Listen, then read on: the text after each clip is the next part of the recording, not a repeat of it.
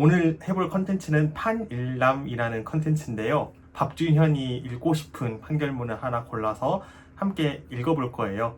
그럼 시작해 보겠습니다. 서울행정법원 판결 사건 정보공개 거부 처분 취소. 원고 박준현, 피고 그짝대학. 주문: 피고가 원고에 대하여 한 별지 목록 기재 각 정보에 관한 정보공개 거부 처분을 취소한다. 그러면 도대체 무슨 정보를 청구를 했는지 별지를 한번 봐야겠죠. 별지를 보기 전에 배경 지식으로 좀 알아야 될 게 있는데, 일단은 지금 이 사건의 수시 모집 일반 전형이 어떻게 이루어지고 있는지 간단하게 살펴보고 넘어가도록 하겠습니다. 자, 피고 대학은 수시 모집 일반 전형에 대해서 크게 두 단계에 걸쳐서 시행을 하고 있는데, 1단계는 서류평가로 100점을 주고 2배수를 뽑는다. 2단계는 서류평가 성적 100점에 그 면접 및 기술고사 봤던 거 100점을 더해서 최종 합격자를 선발한다. 그리고 이거는 아는 사람들만 아는 사실이지만, 그짝대학의 서류평가는 최종적으로 A뿔부터 D까지 7등급의 등급을 부여를 하죠.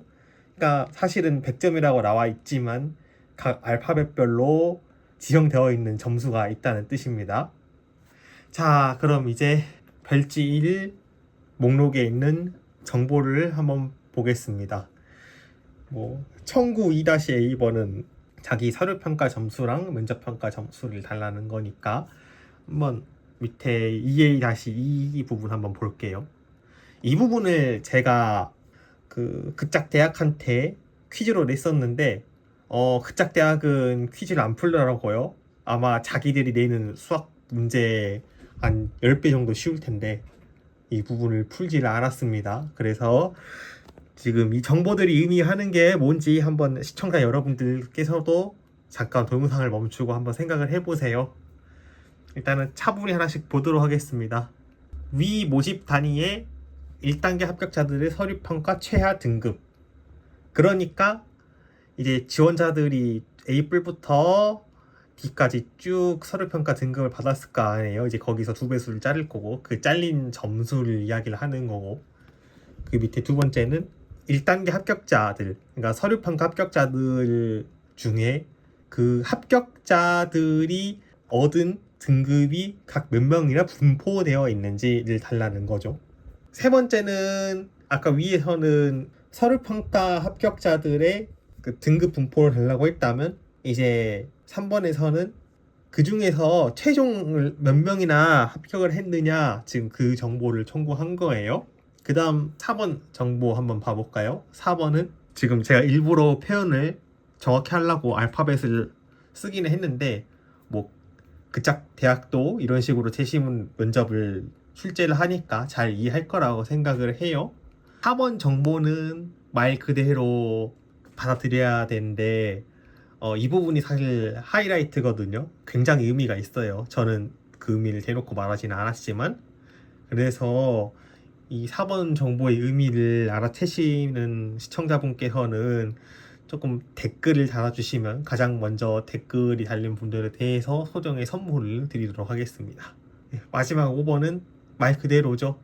그냥 서류평가와 면접평가 최종적으로 점수를 어떻게 받았냐를 청구를 한 거고, 사실은 마지막 5번 정보만 있으면 사실은 위에 아까 봤던 1, 2, 3, 4번을 다 사실 구할 수가 있겠잖아요. 그런데 저는 그짝대학한테 한번 의미를 생각을 해보라고 일부러 자기들이 내는 수학 면접처럼 저도 문제를 한번 출제를 해보았습니다.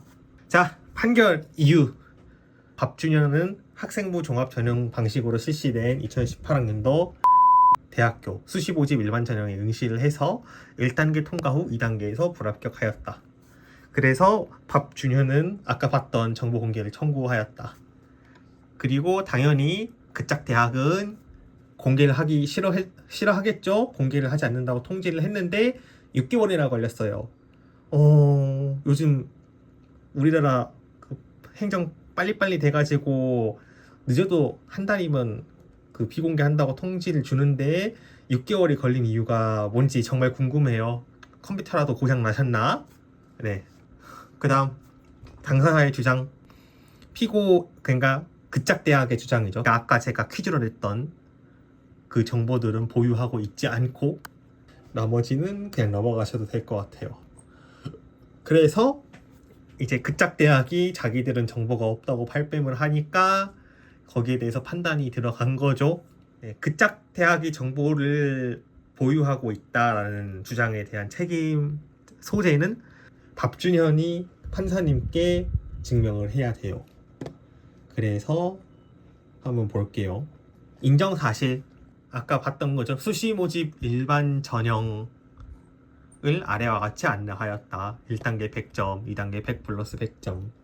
평가 방법은 의미가 없고 뭐 2배수에서 선발한다는 그런 내용이 있고, 피고 대학은 이후 2022학년도까지 동일하게 전형 요소와 100점을 안내하였다. 극작 대학은 2018년부터 2022년까지 매학년도 수시 모집 각종 통계 자료를 극작 대학교 수시 모집 선발 결과라는 제목으로 배포하여 왔다 라는 사실이 인정이 된 거죠. 이제 이런 사실들을 인정하고 판사님의 판단이 어떻게 되었는지 볼까요? 판단.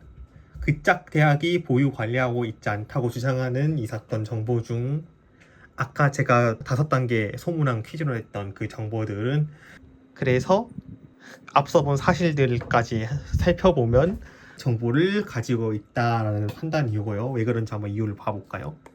뭐 아까 봤던 것처럼 100점 더하기 100점이라고 이미 수시 모집 요강에 안내가 돼 있으니까 너무 당연한 얘기고, 피고 대학은 2018, 2019연도 당시 수시 모집 일반 전형에서 서류 평가를 4차에 걸쳐 실시하여 그 등급을 A뿔부터 D까지 차등 부여하였고, 지역 균형 선발 전형 면접 평가의 경우 A뿔부터 C까지 등급을 부여한 바가 있는데, 이에 의하면 피고 대학은 수시 모집 일반 전형에서 각 단계별 평가 등급을 매기고 그에 따른 점수를 부여하고 있는 것으로 보인다.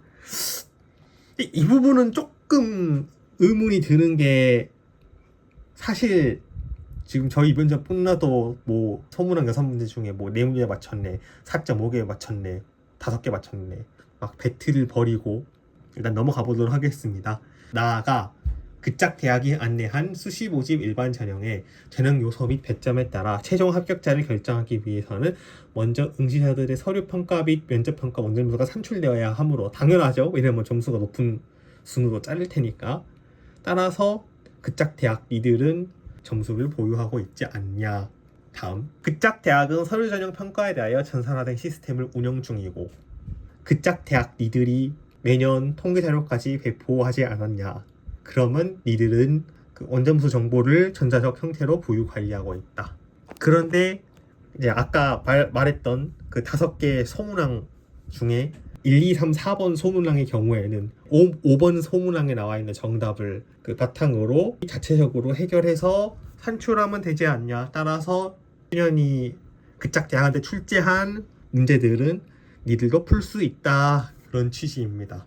그래서 일단은 정보를 보유하고 있다는 결론이 나왔으니까 이제 비공개 사유가 타당한지 살펴보겠죠.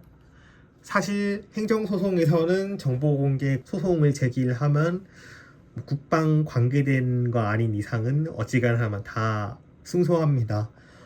그 원고가 잘나서 승소하는 게 아니라 애초에 법에 정보는 공개가 원칙이라고 나와 있기 때문에 어지간하면 그 법원에서 공개하라고 판결을 내려줍니다. 그래서 간단하게만 보고 넘어가겠습니다. 당연히 이제 극작 대학은 그 자기들이 박준현이 낸 소문한 퀴즈들을 모두 풀어버리면 이제 입시 업무의 공정한 수행에 지장을 준다고 주장을 했겠죠. 그래서 결론은 첫 번째, 이 사건 각 정보는 합격자들이 받은 서류평가와 면접평가, 원점수에 관한 것으로 이미 합격자 결정까지 마친 뒤에 평가 결과를 수치로 나타낸 정보일 뿐이다. 그러니까 극작 대학이 홍보하는 뭐 입학사정관들이 작성한 뭐 의견이나 세부적인 뭐 평가 내용이나 뭐 그런 내용들이 없으니까 수치만 공개하는 거는 문제가 없다라는 이야기고, 두 번째, 뭐 당연한 얘기겠지만 뭐 평가 내용까지 청구하는 걸 아니니까 문제가 없다는 이야기고, 세 번째, 원점수 공개는 문제가 없다는 내용이고, 네 번째, 대학 입학 제도의 공정하고 투명한 운영에 대한 국민적 기대와 요구 및 그중 피고 대학이 차지하는 위상 등에 비추어 볼 때, 그러니까 그짝 대학은 사실 베리타스 알파 같은 신무사들을 끼고 뭐 자신들이 학생부 종합 전형을 뭐 선도한다, 실제로도 많이 참고를 했었죠. 그래서 정보를 공개하면 입학 업무와 관련한 불필요한 오해와 논란을 방지할 수 있다. 5번째, 그짝 대학이 수시 모집 안내를 할 당시에 입학고사 성적은 공개하지 않는다라고 공지를 하였다. 근데 사실은 우리나라 정보공개법에 의하면 거기 정보공개법에 나와 있는 9가지 사유가 아닌 이상 공개를 하게 되어 있습니다. 그러니까 그 수시 모집 안내문에 아무리 성적은 공개하지 않는다라고 써놔도 소용이 없어요. 그 얘기를 지적을 하고 있는 겁니다. 그리고 정보 공개의 목적, 알 권리의 기본권적 지위와 기능, 교육의 공공성 및 공립대학교에 대한 국가의 재정 지원 및 보조 등의 사정을 고려해보면, 참고로 그짝대학 운영비의 세금으로 투입된다고 밝힌 적이 있습니다. 그짝대학이 헌법 제31조 제4항의 대학의 자율성을 지닌다는 사정으로만 그짝대학이 정보 공개를 할 의무를 부담하지 않는다고 볼 수 없다. 따라서 그짝대학이 제시한 비공개 사유는 타당하지 않으니까 이 사건은 공개 대상이 된다. 그럼 오늘 첫 번째 컨텐츠로 정보공개 소송에 관한 판결문을 읽어보는 시간을 가졌지만 그짝대학이 안 풀어서 제가 시청자들 분께 퀴즈로 내릴게요. 이게 제가 생각 없이 저거를 다 기술한 게 아니라 소문항별로 의미가 있거든요. 저희 시청자분께서 한번 풀어보세요.